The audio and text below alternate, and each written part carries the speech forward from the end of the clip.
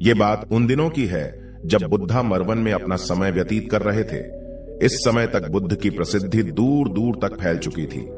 बहुत दूर दूर से लोग अपनी चिंताओं और परेशानियों का समाधान हेतु बुद्ध के पास आते थे। ऐसे ही एक दिन जब बुद्धा मरवन में अपने शिष्यों को प्रवचन दे रहे थे, तभी एक अधेड़ उम्र का व्यक्ति अपने नौजवान पुत्र को अपने साथ लिए बुद्ध की तरफ चला आ रहा था। जब यह प्रवचन स्थल के पास पहुंच गए तो बुद्ध ने एक नजर उन पर डाली और इशारे से बैठने के लिए कहा। जब प्रवचन समाप्त हो गए और सभी लोग वहां से चले गए तो बुद्ध ने उस व्यक्ति को अपने पास बुलाया और बैठने के लिए कहा। वहां चारों तरफ हरियाली छाई हुई थी। मौसम बहुत सुहाना था और तरह तरह के पक्षियों की आवाजें गूंज रही थी। ऐसा नजारा देखकर उस व्यक्ति को अंदर से असीम शांति महसूस हो रही थी। इसके बाद बुद्ध ने उस व्यक्ति से आने का कारण पूछा तो इस पर व्यक्ति ने कहा, तथागत, मैं 2 दिन की लंबी यात्रा करके अपने पुत्र को आपसे मिलवाने लाया हूं। ये मेरा इकलौता पुत्र है और ये हर समय थका थका रहता है। ऐसा लगता है जैसे इसके अंदर कोई जान ही ना हो। इसका स्वभाव भी काफी चिड़चिड़ा सा हो गया है। अगर हम इससे कुछ भी कहते हैं तो यह हमारी छोटी छोटी बातों पर गुस्सा हो जाता है। इसके देखने की क्षमता भी उम्र से पहले ही कमजोर हो गई है और इसके बाल भी सफेद पड़ने लगे हैं। इतनी कम उम्र में इतनी बड़ी उम्र का लगना, मुझे तो कुछ समझ नहीं आ रहा है। तथागत, मैं अपने पुत्र के स्वास्थ्य को लेकर बहुत चिंतित हूं। जब मैं अपने पुत्र को वेद जी के पास लेकर गया तो उन्होंने कुछ औषधि दी और कहा, अपने पुत्र को तनाव कम लेने के लिए कहो। वो अपने दिमाग में बहुत अधिक तनाव लेता है, इसलिए उसकी ऐसी हालत हो गई है। लेकिन मैंने उसको बहुत समझाने के बाद भी तनाव का मतलब समझ नहीं आया। मुझे नहीं पता कि तनाव होता क्या है, यह किन कारणों से आता है और उसे कैसे अपने पुत्र के दिमाग से निकालूं। लेकिन मुझे सबसे पहले तो यह समझना है कि तनाव होता क्या है। इसीलिए तथागत मैं आपके पास आया हूं। कृपया आप मेरी समस्या का समाधान कीजिए। यह सुन बुद्ध उसके पुत्र को बड़े ध्यान से देखते हैं। उसके चेहरे को देखते हैं, उसकी आंखों को देखते हैं और फिर उसके हाथों की नब्ज को भी देखते हैं। यह सारी विधि करने के पश्चात बुद्ध उस व्यक्ति से कहते हैं कि तनाव लेना तो कोई नहीं चाहता, लेकिन फिर भी यह तनाव लोगों के दिमाग को दीमक की तरह पकड़ लेता है और व्यक्ति जान भी नहीं पाता है कि वह तनाव में जी रहा है। लेकिन अगर व्यक्ति तनाव के कारणों को अच्छे से समझ लेता है और तनाव के बारे में कोई ऐसा पैमाना बना लेता है जिससे वह जान सके कि वह कितने तनाव में है, तो वह इस समस्या का समाधान भी खोज सकता है। सबसे पहले तो तुम ये समझो कि तनाव होता क्या है। जब भी कोई व्यक्ति कोई काम कर रहा होता है लेकिन उसका मन कहीं दूर भटक रहा होता है, कल्पनाओं में होता है, तो उसके शरीर और मन के बीच एक दूरी पैदा हो जाती है। यह दूरी जितनी अधिक होगी, व्यक्ति उतनी ही ज्यादा बेहोशी की अवस्था में होता है और शरीर व मन के बीच की इसी दूरी और खिंचाव को तनाव कहा जाता है। आखिर कोई पसंदीदा खेल खेलने के बाद व्यक्ति चुस्ती और प्रसन्नता से क्यों भर जाता है, जबकि उसने तो अपने शरीर को थकाया है। लेकिन समझने वाली बात यह है कि खेलते समय मन और शरीर एक साथ पूरी तरह से उस खेल में केंद्रित होते हैं, जिससे शरीर और मन के बीच दूरी पैदा नहीं होती और कोई तनाव पैदा नहीं होता। और अगर दिमाग में कोई तनाव था तो वो भी दूर हो जाता है। लेकिन इसके विपरीत, जब हम कोई ऐसा काम करते हैं जो हमें पसंद नहीं है, तो हमारा शरीर तो उस काम को कर रहा होता है, लेकिन हमारा मन कहीं दूर कल्पनाओं में भटक रहा होता है, जिससे शरीर और मन के बीच एक दूरी पैदा हो गई और तनाव ने जन्म ले लिया। इसीलिए व्यक्ति को एक समय पर सिर्फ एक ही काम करना चाहिए और अपने तन और मन की सारी शक्ति उसी एक काम पर लगा देनी चाहिए, जिससे व्यक्ति के अंदर तनाव पैदा ही ना हो। इसके बाद बुद्ध ने कहा, तनाव पैदा होने के मुख्य 8 कारण होते हैं और जिसने इन कारणों को समझ लिया वो जीवन भर तनाव मुक्त रह सकता है। मुख्य कारणों में सबसे पहला कारण है अति महत्वाकांक्षी होना। महत्वाकांक्षी होना अच्छी बात है, लेकिन क्या कभी आपने इस बात पर ध्यान दिया है कि इंसान के लक्ष्य कभी पूरे ही नहीं होते हैं। उसका एक लक्ष्य पूरा हुआ नहीं कि वह दूसरे की तरफ भागने लगता है, दूसरा पूरा हुआ तो तीसरे की तरफ, और इस तरीके से वो अपने लक्ष्यों को पाने के लिए जिंदगी भर गोल गोल घूमता रहता है।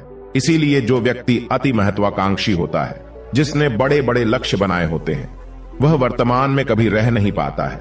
उसका मन सदैव भविष्य की योजनाएं बनाने में ही व्यस्त रहता है। उसका शरीर तो वर्तमान में रहता है, लेकिन मन भविष्य में ही रहता है, जिससे मन और शरीर के बीच दूरी पैदा हो जाती है और वह तनाव भरी जिंदगी जीने लगता है। बुद्ध के मुंह से यह बात सुन उस लड़के ने कहा, है बुद्ध, तो फिर इसका मतलब है कि हमें लक्ष्य नहीं बनाना चाहिए, क्योंकि लक्ष्य बनाना भी तो महत्वाकांक्षा ही है। इस पर बुद्ध ने कहा, जीवन में लक्ष्य बनाना कोई गलत बात नहीं है, लेकिन समस्या तब उत्पन्न होती है जब वो अपना पूरा ध्यान उस लक्ष्य से मिलने वाले परिणाम पर ही लगा देते हैं और उसके परिणाम की चिंता करते रहते हैं। व्यक्ति को वर्तमान में जीना आना चाहिए। आप लक्ष्य बनाइए और उस लक्ष्य की प्राप्ति के लिए कड़ी मेहनत करिए, लेकिन साथ ही साथ आपको इस बात का भी ज्ञान होना चाहिए कि आप अभी वर्तमान में जी रहे हैं और वर्तमान ही सत्य है। बुद्ध ने आगे कहा, तनाव का दूसरा सबसे बड़ा कारण है ईर्ष्या करना है। जब व्यक्ति ईर्ष्या और जलन से भर जाता है तो उसका मन अंदर से सड़ने लगता है। ईर्ष्या एक आंतरिक घाव है। आंतरिक घाव यानी मन का घाव। व्यक्ति के शरीर का घाव तो भर सकता है, लेकिन मन का घाव कभी नहीं भर सकता। इसीलिए व्यक्ति को दूसरे की खुशी और तरक्की से कभी ईर्ष्या नहीं करनी चाहिए, क्योंकि ईर्ष्या तनाव का कारण है। इसके बाद बुद्ध ने तनाव का तीसरा कारण बताते हुए कहा कि आरुषिपूर्ण काम न करना, इससे भी मन में तनाव पैदा होता है। जो काम करना हमें पसंद ही नहीं है, जिस काम में हमारी रुचि ही नहीं है, उस काम में हमारा मन लग ही नहीं पाएगा। हमारा शरीर तो वहीं बैठा रहेगा, लेकिन हमारा मन कल्पनाओं की उड़ान भरेगा, जिससे शरीर और मन के बीच दूरी पैदा हो जाती है और व्यक्ति तनावग्रस्त हो जाता है। इसीलिए इंसान को हमेशा अपनी रुचि के अनुसार ही कार्य करना चाहिए। अगर व्यक्ति ने यह पता कर लिया कि उसे कौन सा काम करना पसंद है और वो उसी काम को अपने जीवन का लक्ष्य बना लेता है, तो फिर वो काम उसके लिए काम नहीं बल्कि एक खेल बन जाता है। फिर बुद्ध ने कहा, तनाव का चौथा कारण होता है किसी दूसरे से अच्छा रखना। बुद्ध ने उस व्यक्ति की ओर इशारा करते हुए कहा, एक पिता होने के नाते तुम्हारी अपने पुत्र से बहुत सी अपेक्षाएं होगी कि तुम्हारा पुत्र एक बहुत ही कामयाब इंसान बने, तुम्हारा नाम रोशन करे, जैसा तुम चाहते हो उस तरह का जीवन जिए, तुम्हारी हर बात माने। लेकिन क्या आज तक कभी किसी की सारी अपेक्षाएं पूरी हुई है? जब भी कोई व्यक्ति किसी दूसरे से कोई अपेक्षा रखने लगता है तो वो अनजाने में अपने लिए तनाव पैदा करने लगता है। जरा सोचो कि अगर तुम्हारा बेटा तुम्हारे अनुसार काम नहीं कर रहा है और वो नहीं बन पा रहा है जो तुम उसे बनाना चाहते हो, तो निश्चित रूप से तुम्हारे दिमाग को तनाव तुम्हें पकड़ लेगा। तुम तनाव से भरा जीवन जीना शुरू कर दोगे और इस तनाव के बस में आकर तुम ऐसा व्यवहार करोगे, ऐसी बातें करोगे कि तुम्हारा अपने पुत्र के साथ संबंध और भी खराब होता चला जाएगा। इसीलिए व्यक्ति को जितना हो सके उतनी कम अपेक्षाएं दूसरों से रखनी चाहिए, और अगर पूरी तरह से तनाव मुक्त रहना है तो दूसरों से अपेक्षा रखना ही बंद कर दो। इसके बाद बुद्ध ने कहा कि शारीरिक कष्ट भी इंसान के तनाव का एक कारण होता है। जब व्यक्ति किसी शारीरिक पीड़ा से गुजर रहा होता है तो उसका पूरा ध्यान अपने उस शारीरिक दर्द पर होता है और वो पूरे दिन बस उसी के बारे में सोचता रहता है, जिससे उसका मन दुख के विचारों से भर जाता है और ऐसी स्थिति में व्यक्ति तनावग्रस्त रहने लगता है। यह सुन उस व्यक्ति ने कहा कि हे बुद्ध, शारीरिक दुख तो किसी भी व्यक्ति को हो सकता है, तो फिर क्या हुआ? व्यक्ति जीवन भर तनाव में ही जिएगा। इसका जवाब देते हुए बुद्ध ने कहा कि इंसान को यह बात समझनी चाहिए कि हमारा जीवन दुखों का आधार है। जैसे जैसे हमारा जीवन आगे बढ़ता है, इसमें दुख आते हैं, बीमारियां आती है और फिर अंत में मृत्यु भी आती है। तो बीमारियां इंसान के जीवन का अभिन्न अंग है, कोई इनसे बच नहीं सकता। बस किसी किसी के जीवन में यह समय से पहले आ जाती है तो किसी के बाद में आती है। जब इंसान का मन इस बात को अच्छे से समझ लेगा तो फिर वह अपनी बीमारी के बारे में सोच सोच कर ज्यादा तनाव नहीं लेगा, क्योंकि यह हमारे जीवन का अभिन्न हिस्सा है और इसके लिए व्यक्ति को शारीरिक रूप से भी अभ्यास करते रहना चाहिए। अपने जीवन में व्यायाम और स्वस्थ जीवन शैली को भी जगह देनी चाहिए ताकि उसका शरीर लंबे समय तक निरोगी रहकर सही से काम कर सकें। तनाव का अगला कारण होता है अपनी योजनाओं को समझने के लिए समय न देना। कुछ लोगों के दिमाग में कोई विचार आया ही नहीं कि वो बिना सोचे समझे उस पर काम करना शुरू कर देते हैं, और जब उस काम में उन्हें असफलता मिलती है तो वह तनाव से भर जाते हैं, क्योंकि उन्होंने उस काम को शुरू करने से पहले उसके बारे में पूरी जानकारी इकट्ठा नहीं की थी। इंसान को कोई भी काम शुरू करने से पहले उसके अच्छे और बुरे परिणामों के बारे में ठीक से सोच विचार कर लेना चाहिए। इंसान को इस बारे में भी सोच लेना चाहिए कि अगर ये योजना सफल नहीं हुई तो फिर इसके बाद मैं क्या करूंगा। इसलिए व्यक्ति को अपनी योजनाओं को ठीक से समझने के लिए पूरा समय देना चाहिए, ताकि बाद में उस योजना की वजह से तनाव पैदा ना हो। तनाव का 7वां सबसे बड़ा कारण है टाल मटोल करना, आज के काम को कल पर टालना। आप लोगों ने यह कहावत तो सुनी होगी कि आलस्य इंसान के शरीर का सबसे बड़ा शत्रु है। इंसान आलस्य की वजह से आज के काम को कल के लिए टाल देता है और फिर काम को टालना उसकी आदत बन जाती है।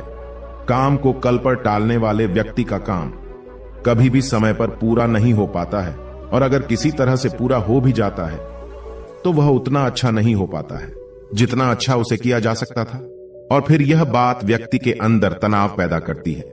लेकिन काम को टालना या काम को एकदम अंत समय पर करना एक आदत है, इसीलिए व्यक्ति ना चाहते हुए भी बार बार अपनी इस आदत का शिकार बन जाता है और काम को टालता रहता है। और फिर जब काम की समय सीमा पास आ जाती है तो वह तनाव से भरकर काम को पूरा करने का प्रयास करता है।